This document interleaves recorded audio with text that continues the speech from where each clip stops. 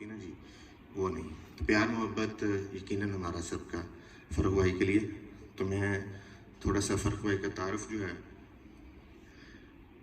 उनके लिए भी जो जानते हैं और उनके लिए भी जो पहली बार जानने की कोशिश करेंगे। फ़र्रुख सोहेल गविंदी पाकिस्तान के नामवर अदीब, दानिश्वर, तज्ज़ियाकार और पॉलिटिकल और सोशल एक्टिविस्ट की हैसियत से जाने जाते हैं। फ़र्रुख सोहेल गविंदी के तारुफ के कई पहलू हैं। चढ़ती जवानी से सियासी जद्दोजहद, पाकिस्तान में जमहूरियत की बहाली और सियासत के अरूज पर पहुंचने के बाद अपनी सियासी जमात से बाकायदा अलहदगी तक उनकी शनाख्त का एक नुमाया पहलू है। तो हम इनसे एक क्वेश्चन आंसर में ये रखेंगे कि सियासी जमात से जो पीक पे हो तो फिर उसके बाद अलहदगी जो है वो भाईजान ने किस तरह की। पाकिस्तान के उन दानिश्वर में शुमार होते हैं जिन्होंने तहरीर और तकरीर से अपने मंतकी दलाइल की बुनियाद पर मुख्तलिफ नुक्ता नज़र रखने वालों को अपनी तरफ मुतवज्जो किया है और हमेशा करते हैं। कम उम्री से ही लिखने लिखाने की जानिब राग़िब हुए और मुख्तलिफ कौमी अखबारात जिनमें जंग, नई बात, उनमें मज़ामीन इनके शाया होते रहे। तहकीकी कुतब भी इनके क्रेडिट पर हैं। ख़ुद भी 10 से ज़ायद जो है कुतब वो तहरीर कर चुके हैं और उनमें से बेस्ट सेलिंग बुक्स भी हैं पाकिस्तान की। लखारी की हैसियत से अगर आप किसी ख़ास मकतबा फ़िक्र को तो तरक्की पसंद जो है हमारा एक सेगमेंट, उनके नज़रियात के शुरू से मुबल्लिग रहे हैं और उसी हवाले से इनकी सैकड़ों जो मज़ामीन, मकाले और कालम मुख्तलिफ मुल्की और गैर मुल्की जराइद में इनके शामिल शाये होते रहे। इस वक्त भी पाकिस्तान के कौमी अखबार रोज़नामा नई बात में हफ्तावार कॉलम लिखते हैं। मौज़ूआत जो हैं इनके पसंदीदा आलमी सियासत, मशरिक़ वस्ता, कौमी सियासत और टर्की है स्पेशली, जो मेरी और इनकी जो कॉमन मोहब्बतें हैं उनमें से तुर्की की मोहब्बत भी एक हमारी सांझी मोहब्बत है।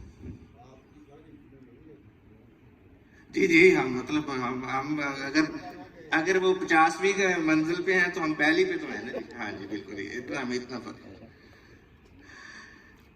अच्छा जी, पाकिस्तान में तुर्की और तुर्क शनासी के हवाले से जो है वो बहुत ही मोतबर हवाला है फ़र्रुख भाई। और जो है इनकी जो इल्मी, सहाफ़ती और सियासी जो है हल्के हैं उनमें जो तुर्की के बारे में जो फ़र्रुख भाई की राय को जो है ना जी वो बहुत अहमियत और बड़ा मोतबर माना जाता है। और टर्की के साथ जो भी हमारी बैनुल-अक़वामी रिलेशनिंग, इंटरनेशनल रिलेशंस है टर्की के साथ, तो उसमें फ़र्रुख भाई की मावनत जो है और इनसे जो है राय ली जाती है और इनके जो हवाले हैं या इनकी राय है उसको मुस्तनद माना जाता है। और तुर्की के जो साबिक़ वज़ीर-ए-आज़म बुलंद एजवत साहब जो थे वो फ़र्रुख भाई के बहुत प्यारे दोस्त थे।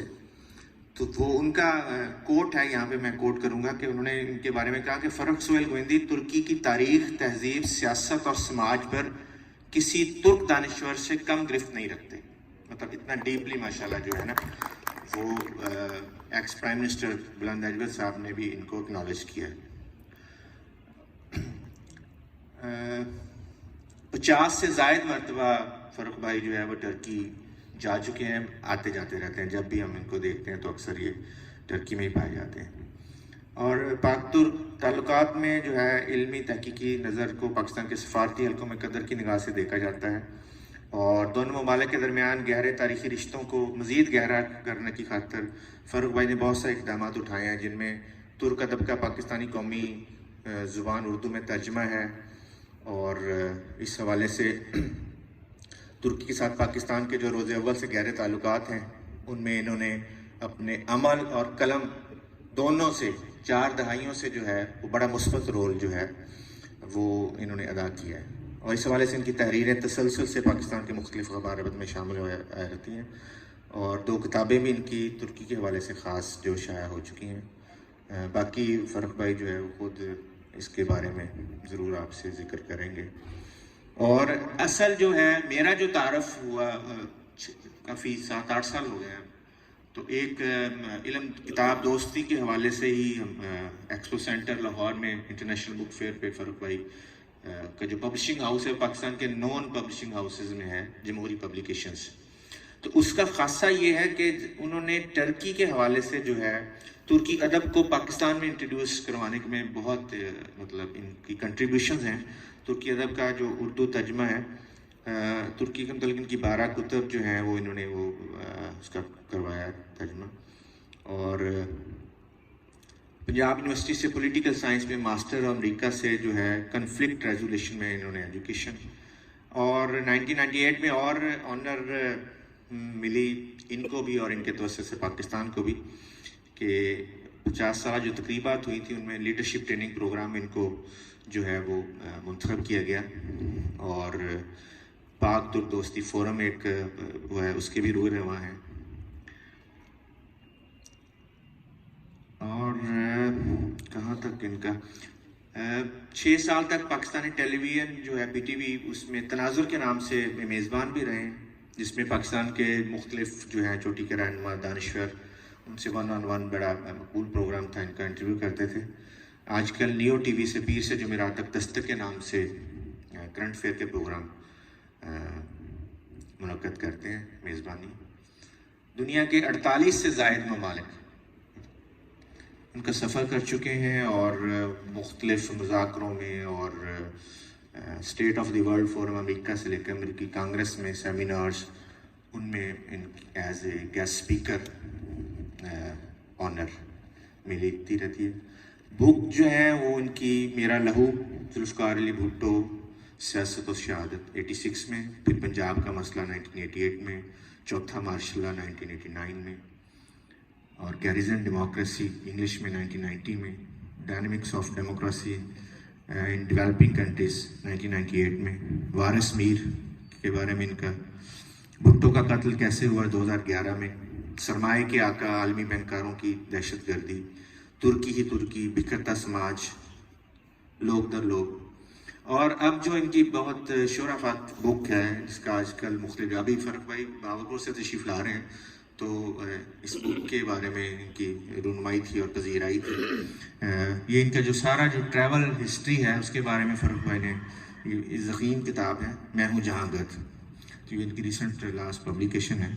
اور میں نے ریکویسٹ کی تھی کہ آپ کی موجودگی سے اور پھر یہ ہے کہ خواہش کریں گے اس کو پڑھنے کی لوگ, تو میں نے پھر پبلشنگ ہاؤس سے ریکویسٹ کی. تو فرق بھائی تو مصروف ہوتے ہیں تو مصباح ہیں ان کے اسسٹنٹ وہاں پہ, تو ان سے میں نے اسپیشلی جو ہے نا وہ بکس میں نے منگوائی ہیں, یہ پڑھی ہیں جی. تو یہ 2000 پلس کی ہے لیکن میں نے مصباح سے پوچھا تو 1000 پہ یہ ہمیں پبلشنگ ہاؤس کی طرف سے آفر ہے. تو you can have it and get signed by Farooq بھائی اگر کسی دوست کو خواہش ہو. تو یہ کافی زیادہ میں نے لکھا تھا لیکن اس میں سے میں نے بس مختصراً جو ایک اجمالی خاکہ ہے وہ میں نے بیان کیا ہے. تو فارمیٹ یہ ہے کہ فاروق بھائی کو ہم بلائیں گے اور فاروق بھائی گپ شپ کریں گے. مداح ہیں, علم والوں کے مداح ہیں. اور ابھی بھی یہ مجھے دیوار دکھا رہے تھے کہ جو کالج کی دیوار ہے وہاں پہ پینٹنگ ہوگی. اور بورے والا سے آپ ایسے چنیدہ جو اس شہر کے بہترین دماغ ہیں یہاں پر اکٹھے ہیں. مجھے بڑی خوشی ہے کہ جب زیادہ پڑھے لکھے لوگوں سے, جو میرے سے زیادہ پڑھے لکھے لوگ ہوں, آپ جیسے لوگ ڈاکٹر, صحافی, وکیل, تو بات کرنے کا لطف آتا ہے. میں جیسے ڈاکٹر صاحب کا کہنا ہے اس کے مطابق 2-3 پہلوؤں پہ بات کروں گا.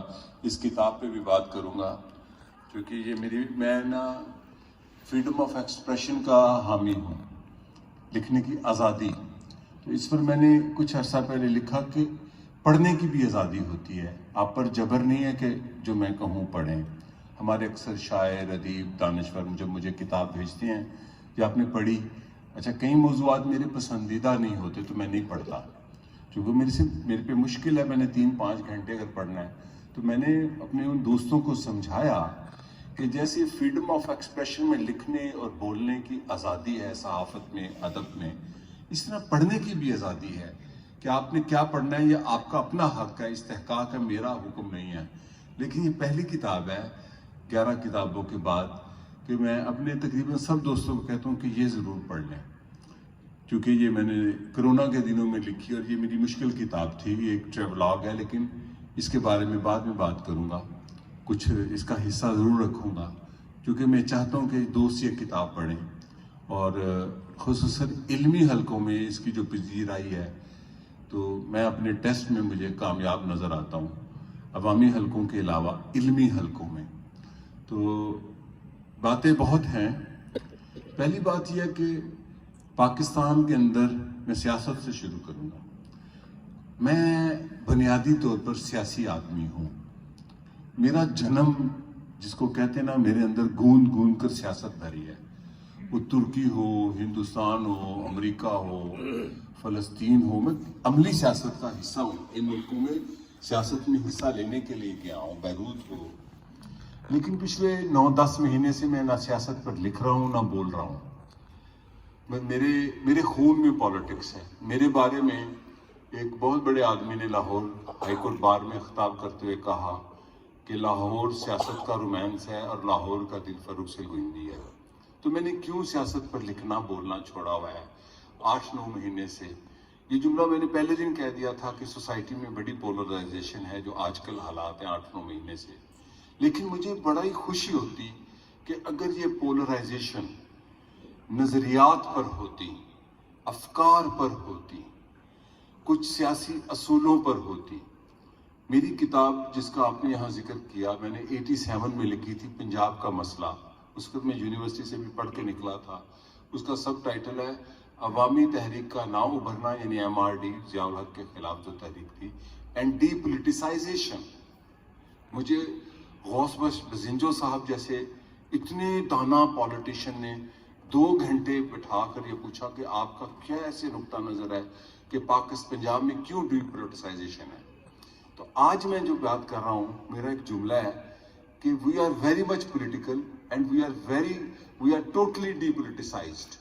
ये जिसको हम सियासत समझ रहे हैं ना, ये पॉलिटिक्स नहीं है, ये पॉलिटी नहीं है, ये वो शुभताबाजी है, हुक्मरान तबकात की जो लड़ाई है, छोटी सी मसनूई सी लड़ाई है, उसके अंदर हम कहीं पर नहीं है पॉलिटिक्स। और ये बात मैंने उस दिन एतजाज हसन साहब, मेरे बड़े काबिल एहतराम दोस्त हैं, पीपल्स पार्टी से हैं, वो एक आज़ाद राय दे रहे हैं। तो मैंने कहा आप बड़ा फादरली रोल अदा कर रहे हैं, लोग आपके खिलाफ भी हैं, कोई हर्ज नहीं है, but you are doing politics. लेकिन इस पॉलिटिक्स में भी कहीं नज़रिया नहीं है।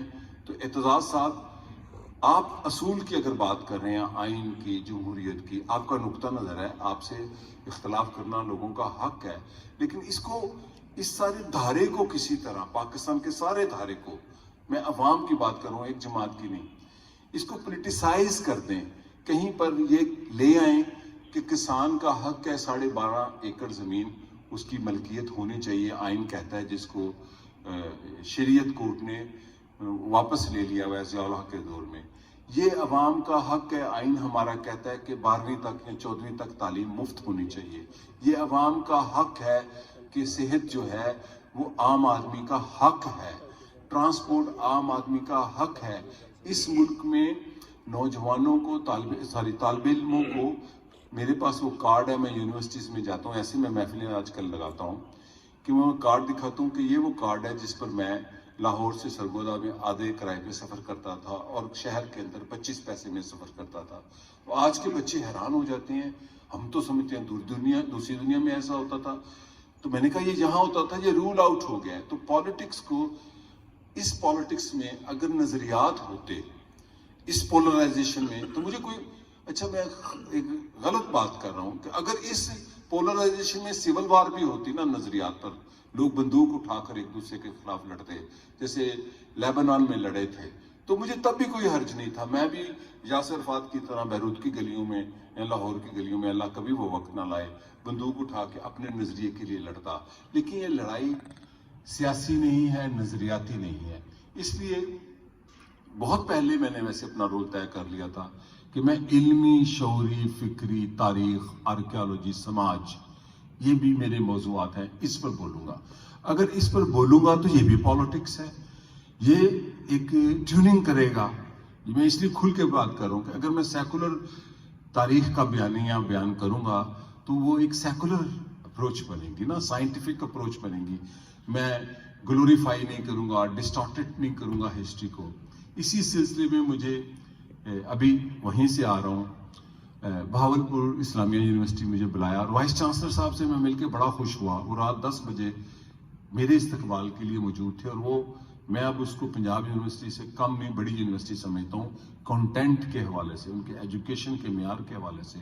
ये नहीं कि 60,000 प्लस स्टूडेंट हो गए उनके आने के बाद, और वहाँ के असातिज़ा, और वहीं पर यही मौजू थे। इस किताब पर गुफ्तगू थी, तहजीबों पर गुफ्तगू थी, फिर उन्होंने हाकड़ा की बात की।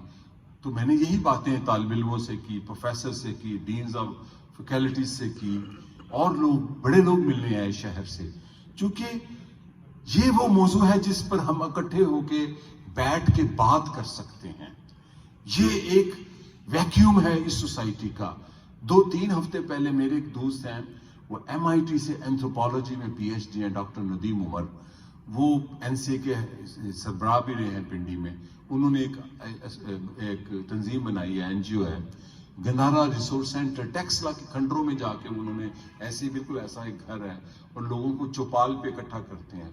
तो मेरे से उनका था कि आप आएँ, गंधारा पर बोलें, दुनिया की तारीख पर, तहजीबों पर इस किताब के अंदर बयान की गई। तो वहीं पर नदीम उमर साहब ने भी यही बात की कि हम ये चौपाल करते हैं तो यहाँ पर बड़े लोग आते हैं, खानपुर से, टेक्सला से, देहातों से। वो कंजर्वेशन का काम कर रहे हैं टेक्सला की, गंधारा तहजीब पर, लेकिन बात करते हैं तहजीब के साथ जुड़े दूसरे मौज़ूआत पर। तो नदीम साहब ने कहा कि आज फारूक साहब आए हैं, तो देखें मुख्तलिफ नज़रियात। डॉक्टर ज़फ़र मिर्ज़ा भी आ गए, उन्होंने भी उधर घर बनाया है। बल्कि उन्होंने तो मेरी गुफ्तगू जो पहली दफ़ा सुनी है, तो उन्होंने कहा ये गोइंदी पार्ट 1 है, गोइंदी पार्ट 2 भी होगा, 3 भी होगा। तो सोसाइटी को जोड़ने के लिए कहाँ हम इकट्ठे हो सकते हैं? शायरी पे इकट्ठे हो सकते हैं, अफसाने पे, नावल पे, लिटरेचर पे, हिस्ट्री पे, एंथ्रोपोलॉजी पे, आर्कियोलॉजी पे, समाज पे, और समाज की खाली खानों पे नहीं।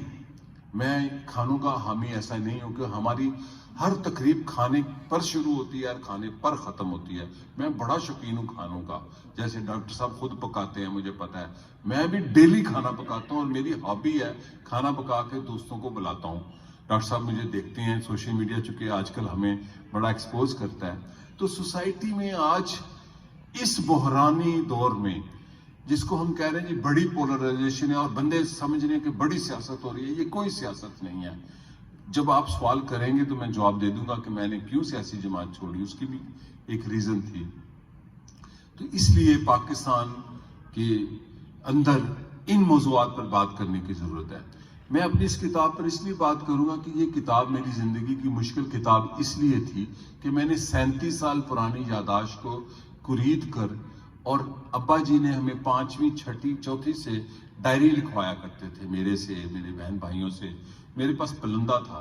तो मेरा सियासत के बाद दूसरा जो बड़ा जुनून है वो सियासत है, और मैं दुनिया के 100 ममालिक का, वो तारुफ पुराना हो गया, 100 से ज़्यादा ममालिक सिर्फ सियाहत करने के लिए गया। मैंने कोई मकान नहीं बनाए, कोई बंगले नहीं बनाए, और उसमें फोकस तुर्की था। जैसे एक डॉक्टर होता है, मुझे अक्सर कहते हैं तुर्की, मैं कि एक डर्माटोलॉजिस्ट होता है, एक कार्डिक होता है। तो मेरा इंटरेस्ट ऑफ एरिया पूरी दुनिया में ऐसे है। टर्की है, वो टर्की आज का भी है, वो भी मैं चूंकि जिक्र किया तो उसका पहले कर दूं कि आज का टर्की भी है, ऑटोमन का टर्की भी है, सल्जूकियों का टर्की भी है, बेजेंटिनियों का टर्की भी है, उससे पहले जो रोमन्स थे उनका भी है, लेडीज का भी है, हेटाइट्स का भी है, और उससे कदीम भी है। मैं अभी एक ऐसी बस्ती देखने गया, गोबेकली तेपे, जो 12,000 साल पुरानी है, जिसने इंसानी इस साइंसी रिसर्च के, एंथ्रोपोलॉजी और आर्कियोलॉजी के कॉन्सेप्ट को रद्द कर दिया है कि इंसान 10,000 साल पहले बर्फ से निकला। वो 12,000 साल पहले वो टेम्पल बना के बैठा हुआ था गोबेकली तेपे। बल्कि मेरे दोस्त, और ये मेसोपोटामिया के सिरे पर है, टर्की के अंदर, सीरिया के बॉर्डर पर।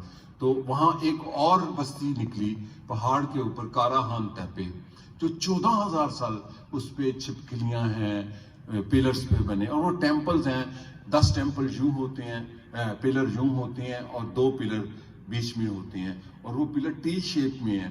तो इंसान की जो तहकीक है, कहाँ से कहाँ इंसान को ले जाती है, ये मेरे मौज़ूआत हैं पढ़ने के, लिखने के भी। सियासत के अलावा तुर्की पर, तुर्की की सियासत पर भी मैं लिखता हूँ, बोलता हूँ। तो मेरा ये टर्की है कि वहाँ पर जितनी तहजीबें हैं وہاں پہ جو تاریخی آثار ہیں, جو آرکیٹیکچر ہے, کلچر ہے. پھر ماڈرن ٹرکی تو میرا بڑا سبجیکٹ ہے. میرے لیے خبر نہیں ہے ترکی ترقی کر گیا.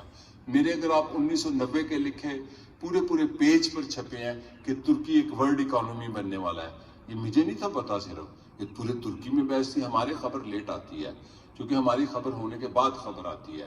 تو ٹرکی میرا اس لیے انٹرسٹ تھا کہ یونیورسٹی میں جب میں پولیٹیکل سائنس ڈپارٹمنٹ میں گیا تو میرے پروفیسر حسن رضوی صاحب نے کہا فیئر ویل پہ کہ ایک ٹاپک بنا لو اپنا, وہ مجھے ذرا شاید پسند کرتے ہوں گے.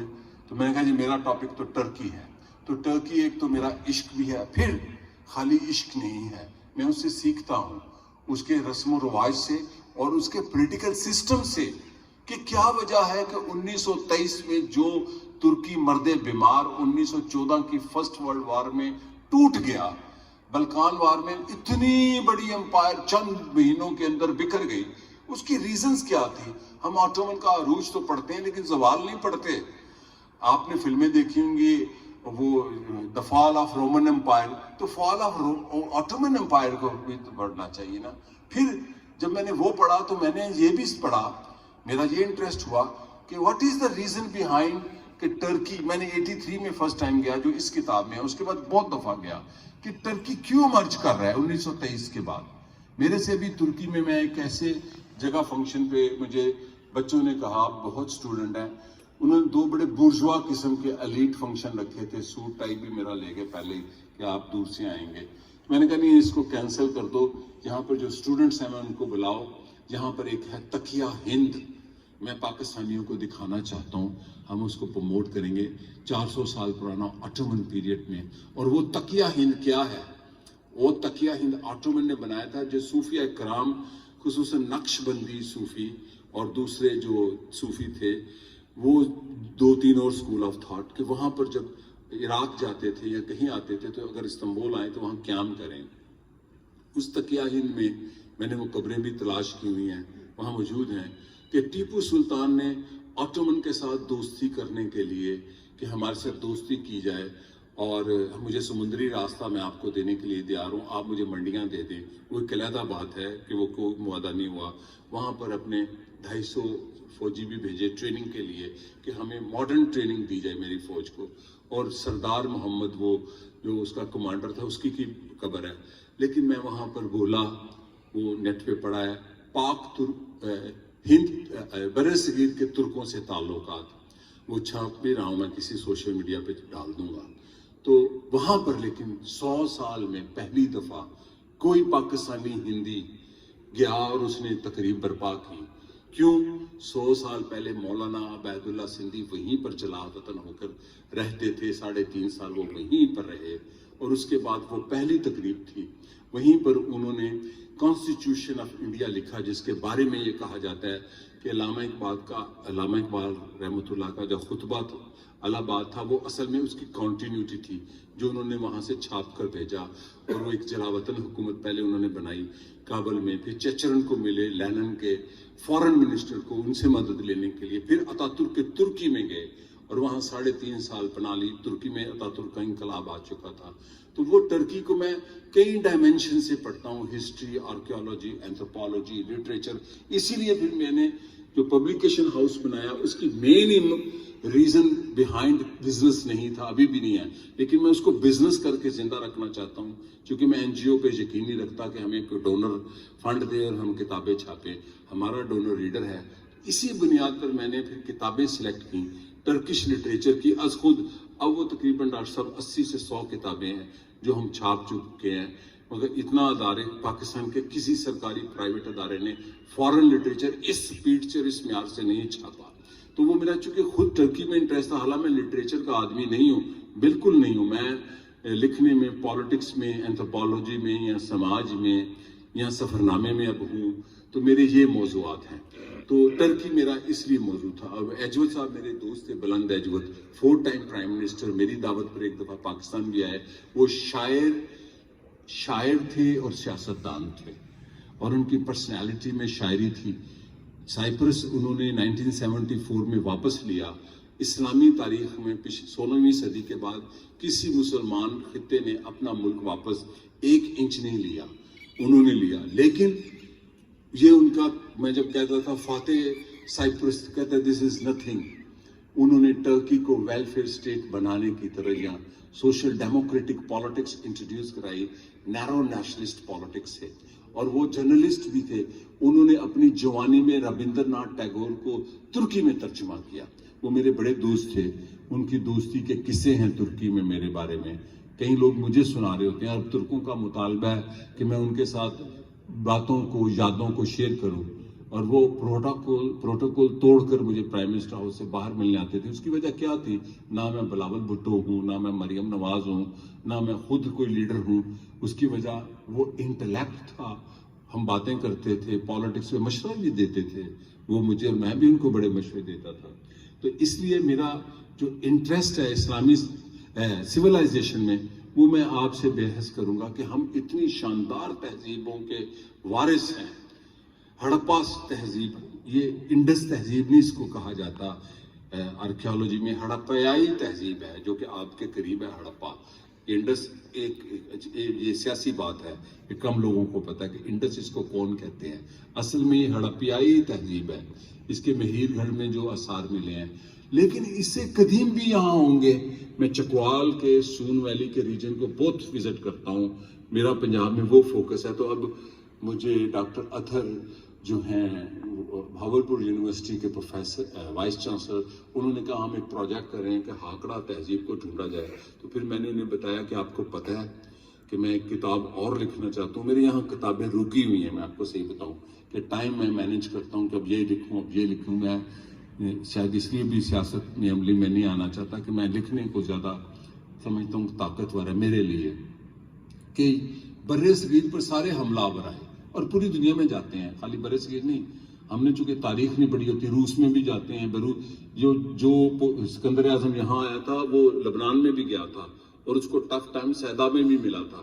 اس نے ایران بھی فتح کیا تھا, اس نے مصر بھی. تو لیکن یہاں سے کوئی حملہ آور باہر نہیں گیا, ہندو کش سے پار کوئی حملہ آور نہیں گیا. اس کی کوئی ریزن تھی, اس کی ریزن کہ ایک خوشحال بر اعظم ہے. یہ بر صغیر نہیں ہے, یہ بر اعظم ہے.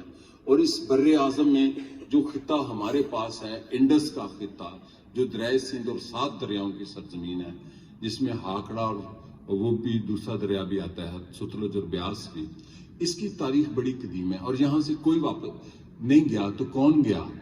تو میں نے ان کو بتایا, یہ میرا ایک موضوع ہے کتاب کا, اتنا پرندہ میں نے نوٹس رکھا ہوا ہے. یہ ہمارے جو جپسیز ہیں, اور خصوصاً آپ کے ایریا میں ہوتے ہیں, اوکاڑا ان کا مرکز ہے, کم لوگوں کو یہ بتاتے نہیں ہیں. ذوالفقار علی بھٹو شہید کے دور میں ایک جلسہ ہوا تھا. ایک یہاں دوست میرے بنے تھے, لاہور شہزال میں آتے تھے, افضل بھٹو ان کا شاید نام تھا.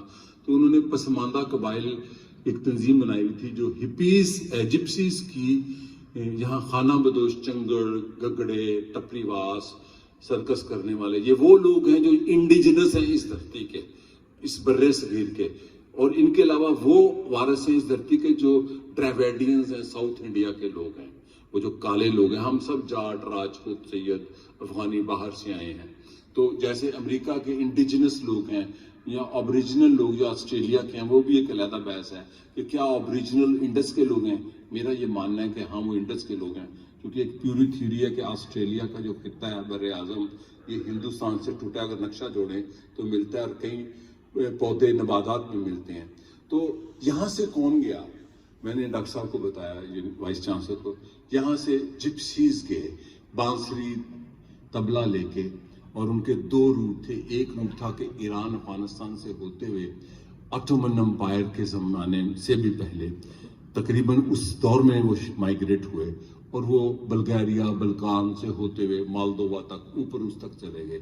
دوسرا روٹ تھا کہ وہ عرب پیننسویلا سے ہوتے ہوئے بربر علاقے, الجزائر, مراکش سے ہوتے ہوئے جبرالٹر کراس کر کے اسپین اور فرانس میں, ان کو فلیمینگو کہتے ہیں.